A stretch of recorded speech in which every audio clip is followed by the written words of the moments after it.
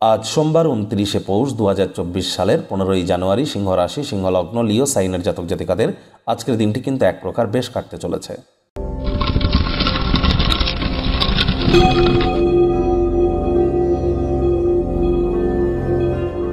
ভিডিওটির শুরুতেই আপনাদের সকলকে রাজযোগ চ্যানেলের তরফ থেকে মকর সংক্রান্তির হার্দিক শুভেচ্ছা ও অভিনন্দন রইল। যাদের জন্মছকে সূর্য দুর্বল আছে তাদেরকে বলবো, আজ গঙ্গায় স্নান করুন। তামার বা পিতলের ঘটিতে জল, গঙ্গা জল, কালো তিল, লাল রঙের পুষ্প নিয়ে সূর্যদেবের উদ্দেশ্যে সূর্যের প্রণাম মন্ত্র অন্ততপক্ষে 7 বার জপ করে দিনটি শুরু করুন। অত্যন্ত উপকৃত হবেন। নিজের মনস্কামনাকেও জানান সূর্যদেবকে। আর সন্ধেবেলার সময় শনি মহারাজের এই মন্ত্রটি আপনারা জপ করতে ভুলবেন না। ওম নীলাঞ্জন চয় প্রক্ষং রবি সুতং মহাগ্রহম ছায়া গর্ভসম্ভূতং তং নমামি শনিশ্চরম।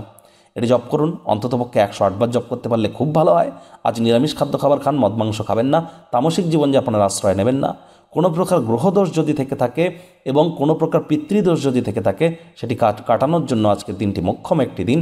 ভাগ্য মিটার আজ আপনাদের বলছে 7 আউট অফ 10, ভাগ্য আপনাদের অনুকূলেই থাকবে। আজ আপনাদের শুভ সংখ্যা থাকছে 2, শুভ রং থাকবে রূপলি রং এবং সাদা রং অর্থাৎ সিলভার অ্যান্ড হোয়াইট। আজ কায়িক পরিশ্রম হলেও শরীর মনে সতেজতা এবং তরতাজাই আপনারা অনুভব করবেন। দীর্ঘদিনের পুরনো রোগশোক থেকেও মুক্তি পেতে পারেন। অর্থগত ব্যাপারে আয় ইনকাম বাড়বে। আজ আপনি কোনো কারো সাহায্যে অর্থ উপার্জন করতে সক্ষম হবেন।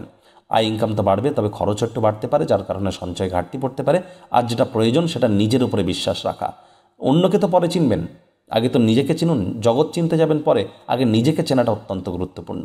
চাকরিজীবী যারা আছেন তাদের অফিসের পরিবেশ এক প্রকার বেশ, তৎসত্ত্বেও বলবো কর্মক্ষেত্রে উদ্যমশীল থাকতে হবে।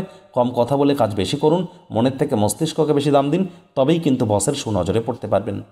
রাজনীতিবিদ যারা আছেন জনসংযোগ বৃদ্ধি করুন, সমাজসেবা, দান ধ্যান, ধর্মীয় ক্রিয়াকলাপে অগ্রণী ভূমিকা নিন। সমাজে আপনাদের নামমান সম্মান বৃদ্ধি পাবে। শিক্ষার্থী বিদ্যার্থীদের পড়াশোনায় মনোযোগ আরও বৃদ্ধি করতে হবে। উচ্চশিক্ষার জন্য যারা বিদেশ যাত্রার কথা ভাবছিলেন, ভাগ্যদেবীও কিন্তু আজ আপনাদের পক্ষেই আছেন।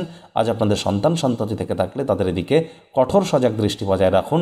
অসৎ সঙ্গে কিন্তু চলেই যেতে পারে। প্রেমিক প্রেমিকা, স্বামী স্ত্রীর রূঢ় বাক্যের প্রয়োগ, অশ্লীল ব্যবহার করা থেকে বিরত থাকুন। তৃতীয় কোনো ব্যক্তিকে আপনাদের সম্পর্কের মধ্যে যেন প্রবেশ করতে দেবেন না। সম্পর্কের দুর্বলতা কিন্তু আপনাদের বেড়ে যেতে পারে। শত্রুপক্ষ বিরোধী পক্ষ একটু হলেও শক্তিশালী থাকছে। পরিবার পরিজন, নিকটের স্থানীয় ব্যক্তিবর্গ, বন্ধু স্বজন সকলের সাথেই ভাব ভালোবাসা বাড়বে। পরিবারের প্রতি সকল প্রকার দায়িত্ব সঠিক সময়ের মধ্যে সুনিপুণভাবে আপনারা পালন করতেই পারেন।